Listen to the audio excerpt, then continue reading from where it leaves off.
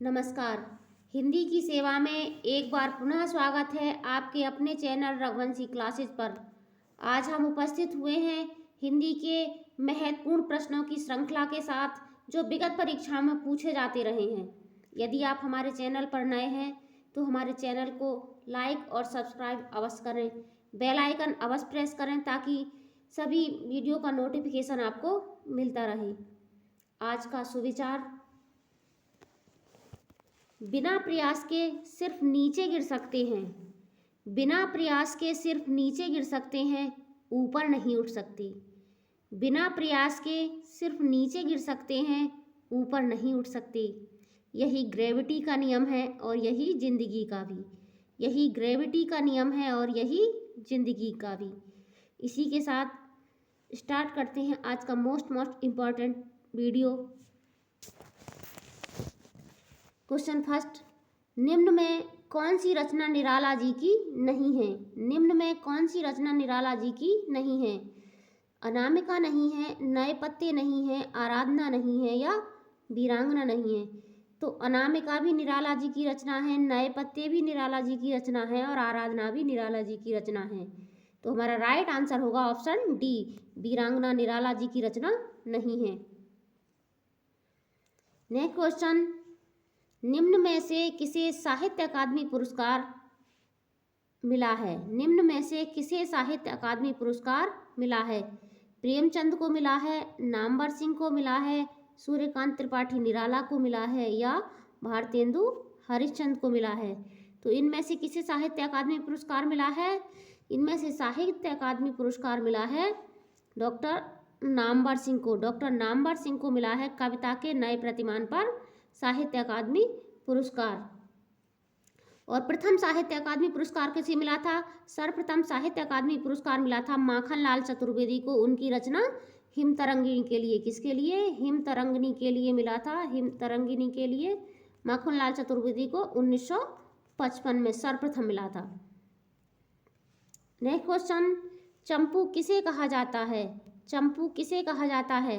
गद्य रचनाओं को, पद्य रचनाओं को, गद्य पद्य मिश्रित रचनाओं को या इनमें से किसी को नहीं? तो चंपू किसे कहा जाता है? चंपू कहा जाता है गद्य पद्य मिश्रित रचनाओं को। हमारा राइट आंसर होगा ऑप्शन सी। नेक्स्ट क्वेश्चन, निम्नलिखित में से एक व्यंग लेखक हैं। निम्नलिखित में से एक व्यंग लेखक हैं। श्याम सुंदर दास हैं, विद्यानिवास मिश्र हैं, राहुल सांस्कृत्यायन या हरिशंकर परसाई हैं। तो इन निम्न में से व्यंग लेखक कौन है? निम्न में से व्यंग लेखक हैं हरिशंकर परसाई। हमारा राइट आंसर होगा ऑप्शन डी। श्याम सुंदर दास कौन है? श्याम सुंदर दास एक प्रसिद्ध आलोचक हैं। श्याम सुंदर दास एक आलोचक हैं। विद्यानिवास मिश्र क्या हैं? ललित निबंध लेखक हैं। ललित निबंध लेखक हैं। और राहुल सांस्कृत्यायन किसके लिए प्रसिद्ध हैं? यात्रा व्रत के लिए। किसके लिए प्रसिद्ध हैं? यात्रा व्रत के लिए प्रसिद्ध हैं। इन्होंने बहुत अच्छे अच्छे यात्रा व्रत लिखे। रूस में मेरे 25 वर्ष, मेरी लद्दाख यात्रा, मेरी रूस यात्रा, इनके यात्रा वृतांत हैं। नेक्स्ट क्वेश्चन, प्रेमचंद के किस उपन्यास को कृषक जीवन का महाकाव्य कहा जाता है? प्रेमचंद के किस उपन्यास को कृषक जीवन का महाकाव्य कहा जाता है? किसे कहा जाता है? गबन को कहा जाता है, गोदान को कहा जाता है, रंगभूमि को कहा जाता है या कर्मभूमि को कहा जाता है? तो कृषक जीवन का महाकाव्य किसे कहा जाता है? गोदान को कृषक जीवन का महाकाव्य कहा जाता है। हमारा राइट आंसर होगा ऑप्शन बी, गोदान। गबन में किस समस्या को उठाया गया है? गबन में स्त्री के आभूषण प्रेम को दिखाया गया। स्त्री के आभूषण प्रेम की समस्या, आभूषण प्रेम की समस्या और मनुष्य के प्रदर्शन, आत्म प्रदर्शन को दिखाना। और रंगभूमि में किसे? रंगभूमि कई समस्याएं उठाई गई हैं, जैसे नौकरशाही, पूंजीवाद, मद्यपान और स्त्री की दुर्दशा, कई समस्याओं को दिखाया गया है। और कर्मभूमि जो है कैसा है? एक राजनीतिक उपन्यास है। कैसा? राजनीतिक उपन्यास है। कर्मभूमि राजनीतिक उपन्यास है। ठीक है, हमारे क्वेश्चन का राइट आंसर क्या होगा? ऑप्शन बी, गोदान। कृषक जीवन का महाकाव्य किसे कहा जाता है? गोदान को कहा जाता है। नेक्स्ट क्वेश्चन, द्विवेदी युग के किस कवि को पद्म विभूषण सम्मान प्राप्त हुआ? द्विवेदी युग के किस कवि को पद्म विभूषण सम्मान प्राप्त हुआ? माँ होगा यहाँ, पद्म विभूषण सम्मान प्राप्त हुआ। हरिऔध को प्राप्त हुआ, मैथिली शरण गुप्त को प्राप्त हुआ, महावीर प्रसाद द्विवेदी को, या इनमें से किसी को नहीं। तो किसको पद्म विभूषण सम्मान प्राप्त हुआ? महावीर प्रसाद द्विवेदी को। हमारा राइट आंसर होगा ऑप्शन सी, इन्हें काव्य मंजूषा पर पद्म विभूषण सम्मान मिला। नेक्स्ट क्वेश्चन, आपका बंटी रचना की प्रधान समस्या को उजागर करने वाले हैं।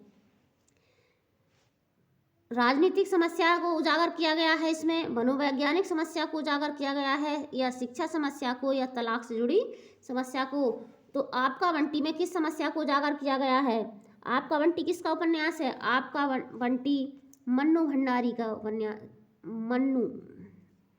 मन्नू भंडारी का उपन्यास है। किसका उपन्यास है? इसकी लेखिका है मन्नू भंडारी। मन्नू भंडारी ने इसमें किस समस्या को उठाया है तलाक से जुड़ी समस्या को। किससे? तलाक से जुड़ी बाल समस्या को। नेक्स्ट क्वेश्चन, कवि नागार्जुन ने अन्य किस नाम से साहित्य सृजन किया है? कवि नागार्जुन ने किस अन्य नाम से साहित्य सृजन किया है? यात्री नाम से किया है, साधु नाम से किया है, बाबा नाम से किया है, या इनमें से किसी से नहीं किया। तो नागार्जुन ने किस नाम से काव्य सृजन किया है? अन्य किस नाम से? कवि नागार्जुन ने यात्री नाम से, अन्य यात्री नाम से क्या किया है? साहित्य सृजन किया है। नागार्जुन नाम से ये कविता लिखते थे हिंदी में, नागार्जुन नाम से हिंदी में कविता लिखते थे, और यात्री नाम से किसमें कविता लिखते थे? मैथिली की कविता जो लिखते थे वो यात्री नाम से लिखते थे। और इनका वास्तविक नाम जो था वो क्या था? इनका वास्तविक नाम था वैद्यनाथ मिश्र। इनका वास्तविक नाम था वैद्यनाथ मिश्र। नेक्स्ट क्वेश्चन, कलाधर उपनाम से कविता लिखते थे। कलाधर उपनाम से कविता लिखते थे। कौन लिखते थे कलाधर उपनाम से कविता? माखनलाल चतुर्वेदी लिखते थे, मैथिली शरण गुप्त लिखते थे, जयशंकर प्रसाद लिखते थे, या भगवती चरण वर्मा लिखते थे। तो कलाधर उपनाम से कविता लिखते थे जयशंकर प्रसाद। कौन लिखते थे? जयशंकर प्रसाद, जो कि छायावाद के जनक माने जाते हैं। माखनलाल चतुर्वेदी को क्या कहा जाता है? एक भारतीय आत्मा। एक भारतीय आत्मा, एक भारतीय आत्मा। इनकी प्रसिद्ध कविता है पुष्प की अभिलाषा, कैदी और कोकिला।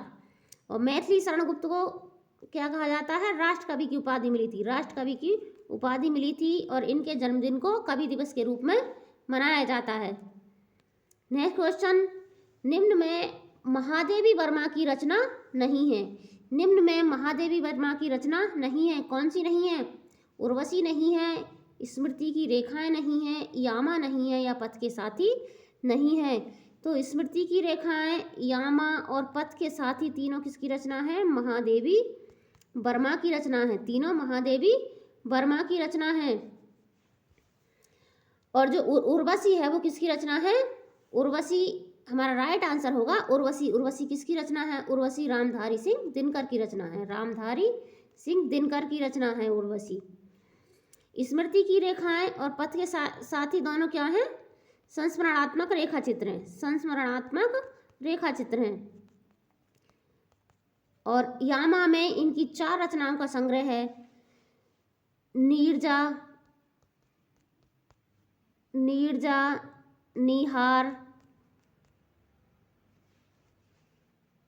निहार, रश्मि और सांध्य गीत। इन 4 रचनाओं का संग्रह किसमें? यामा नाम से किया था। तो इस पर इन्हें क्या मिला था? 1982 में इन्हें हिंदी का सर्वश्रेष्ठ, यामा पर क्या मिला था? 1982 में हिंदी का सर्वश्रेष्ठ ज्ञानपीठ पुरस्कार मिला। कौन सा पुरस्कार मिला? ज्ञानपीठ पुरस्कार मिला था इन्हें यामा पर 1982 में।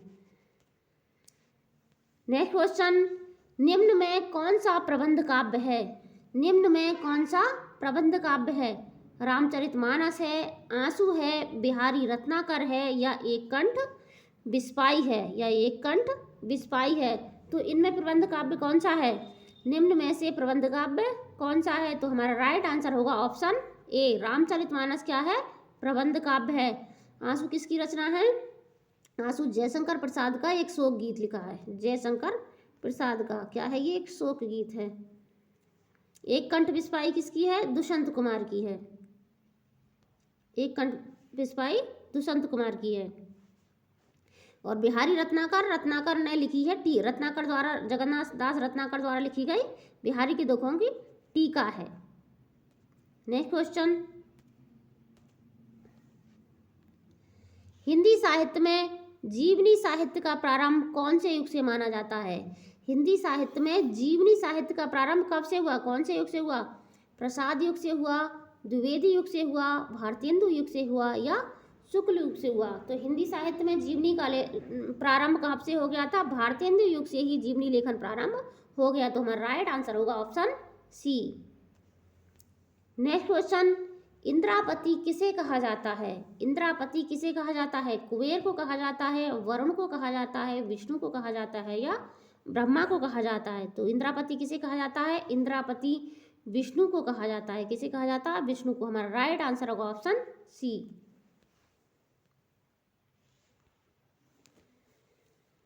नेक्स्ट क्वेश्चन, निम्नलिखित में किसने रीति काल को श्रृंगार काल कहा है? निम्नलिखित में से किसने रीति काल को श्रृंगार काल कहा है? हजारी प्रसाद द्विवेदी ने कहा है, भगीरथ मिश्र ने कहा है, रामचंद्र शुक्ल ने कहा है या विश्वनाथ मिश्र ने कहा है? तो रीति काल को श्रृंगार काल किसने कहा है? रीति काल को श्रृंगार काल कहा है विश्वनाथ मिश्र ने। हमारा राइट आंसर होगा ऑप्शन डी। हजारी प्रसाद और रामचंद्र शुक्ल दोनों ने रीति काल को रीति काल कहा है। ये क्वेश्चन बैंक परीक्षा में पूछा हुआ है। नेक्स्ट क्वेश्चन, रसनिधि किस कवि का उपनाम था? रसनिधि किस कवि का उपनाम था? लक्ष्मण प्रसाद का उपनाम था, बेनी माधव का उपनाम था या पृथ्वी सिंह का उपनाम था? तो रसनिधि किसका उपनाम था? इसका राइट आंसर होगा ऑप्शन सी, पृथ्वी सिंह का उपनाम रसनिधि था या पृथ्वी सिंह रसनिधि नाम से कविता करते थे। नेक्स्ट क्वेश्चन, सितारे हिंद किस लेखक का उपनाम था? सितारे हिंद किस लेखक का उपनाम था? राजेंद्र प्रसाद का नाम था, राजा शिव प्रसाद का, बाल मुकुंद गुप्त का या राजा लक्ष्मण सिंह का? तो सितारे हिंद की उपाधि किसे मिली हुई थी? तो सितारे हिंद कहते थे राजा शिव प्रसाद सिंह सितारे हिंद। हमारा राइट आंसर होगा ऑप्शन बी। अमृता प्रीतम किस भाषा की साहित्यकार हैं? अमृता प्रीतम किस भाषा की साहित्यकार हैं? हिंदी भाषा की, सिंधी भाषा की, पंजाबी भाषा की या उर्दू भाषा की? तो अमृता प्रीतम किस भाषा की साहित्यकार हैं? पंजाबी भाषा की। हमारा राइट आंसर होगा option C. Next question, Premchand के अधूरे उपन्यास का नाम क्या है? प्रेमचंद के अधूरे उपन्यास का नाम है गबन है, रंगभूमि है, मंगलसूत्र है या सेवा सदन है? तो प्रेमचंद के अधूरे उपन्यास का नाम क्या है? मंगलसूत्र। हमारा राइट आंसर होगा ऑप्शन सी। ये क्वेश्चन ऐसा ही परीक्षा में पूछा हुआ है। नेक्स्ट क्वेश्चन, होरी किस उपन्यास का पात्र है? होरी किस उपन्यास का पात्र है? प्रेमाश्रम का है, सेवा सदन का है, गबन का है या गोदान का है? तो होरी किस उपन्यास का पात्र है? ये चारों ही उपन्यास किनके हैं? प्रेमचंद के हैं। किसके उपन्यास हैं? चारों ही प्रेमचंद के प्रमुख उपन्यास हैं। तो होरी जो है वो किसका पात्र है? होरी गोदान का प्रमुख पात्र है। हमारा राइट आंसर होगा ऑप्शन डी। गबन के पात्र कौन कौन से हैं? जालपा और रमानाथ गबन के प्रमुख पात्र हैं। नेक्स्ट क्वेश्चन, जयशंकर प्रसाद की कृति नहीं है। जयशंकर प्रसाद की कृति नहीं है। कंकाल नहीं है, इंद्रजाल नहीं है, तितली नहीं है या गुनाहों का देवता नहीं है? तो कंकाल, तितली और इंद्रजाल ये तीनों जयशंकर प्रसाद की कृति हैं। किसकी कृति हैं? जयशंकर प्रसाद की कृति हैं। तो हमारा राइट आंसर होगा ऑप्शन डी, गुनाहों का देवता। गुनाहों का देवता किसकी कृति है? गुनाहों का देवता धर्मवीर भारती की कृति है। किसकी कृति है? धर्मवीर भारती की कृति है। ये क्वेश्चन स्टेनोग्राफर परीक्षा में पूछा हुआ है। नेक्स्ट क्वेश्चन, हिंदी पत्रिका कादम्बनी के संपादक कौन है? हिंदी पत्रिका कादम्बनी के संपादक कौन है? राजेंद्र अवस्थी हैं, मृणाल पांडे हैं, राजेंद्र यादव हैं या दुर्गा प्रसाद शुक्ल हैं? तो हिंदी पत्रिका कादम्बनी के संपादक कौन है? हिंदी पत्रिका कादम्बरी के संपादक हैं राजेंद्र अवस्थी। कौन है? राजेंद्र अवस्थी। हमारा राइट आंसर होगा ऑप्शन ए। ये क्वेश्चन बीएड एंट्रेंस एग्जाम में पूछा हुआ है। नेक्स्ट क्वेश्चन, इड़ा का वर्णन किस काव्य में हुआ है? इड़ा का वर्णन किस काव्य में हुआ है? कामायनी में हुआ है, रामायण में हुआ है, रश्मि रसी में हुआ है या कुरुक्षेत्र में हुआ है? तो इड़ा का जो वर्णन हुआ है वो किस में हुआ है? इड़ा नाम की पात्र कौन सी रचना में थी? कामायनी में। हमारा राइट आंसर होगा ऑप्शन ए। जयशंकर प्रसाद के महाकाव्य कामायनी की पात्रा थी इड़ा। नेक्स्ट क्वेश्चन, सौमित्र शब्द किसके लिए प्रयुक्त होता है?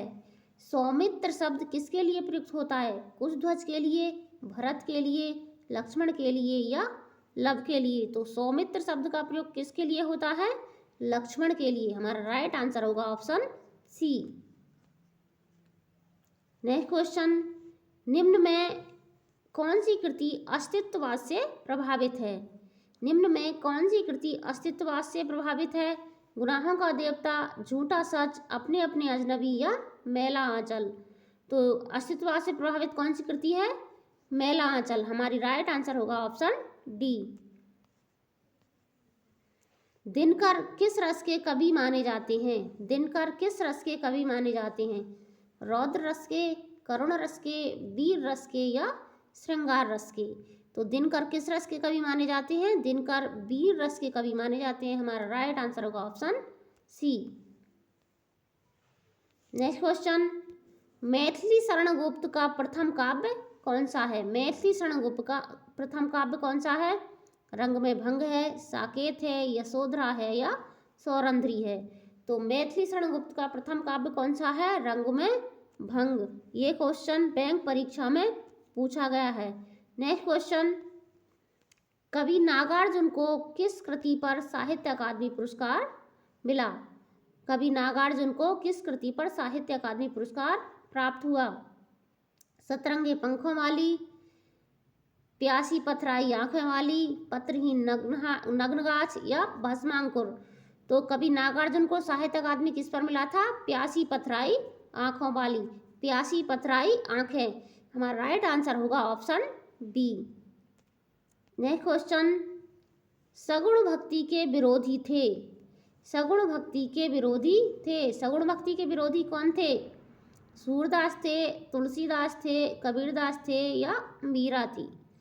तो सूरदास, तुलसीदास और मीरा ये तीनों कैसे थे?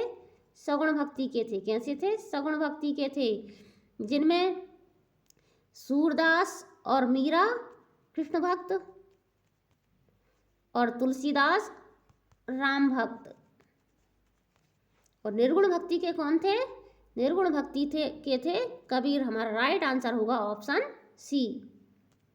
नेक्स्ट क्वेश्चन, किस आचार्य ने रसों की संख्या 8 मानी है?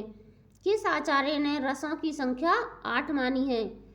आचार्य विश्वनाथ ने, आनंदवर्धन ने, मम्मट ने या भरत मुनि ने? तो किस आचार्य ने रसों की संख्या 8 मानी है? रसों की संख्या 8 मानी है भरत मुनि ने। हमारा राइट आंसर होगा ऑप्शन डी। ये क्वेश्चन बीएड एंट्रेंस एग्जाम में पूछा हुआ है। नेक्स्ट क्वेश्चन, खड़ी बोली का दूसरा नाम है? ये हमारा लास्ट क्वेश्चन है। खड़ी बोली का दूसरा नाम है? बघेली है, हिंदुस्तानी है या कौरवी है? हिंदुस्तानी है, कौरवी है या मगी है? तो खड़ी बोली को क्या कहा जाता है? खड़ी बोली को अन्य किस नाम से जाना जाता है? खड़ी बोली को कौरवी नाम से जाना जाता है। हमारा राइट आंसर होगा ऑप्शन सी। इसी के साथ स्वस्थ रहें, मस्त रहें, आपका दिन शुभ हो, रात्रि मंगलमय हो। जय हिंद, जय हिंदी।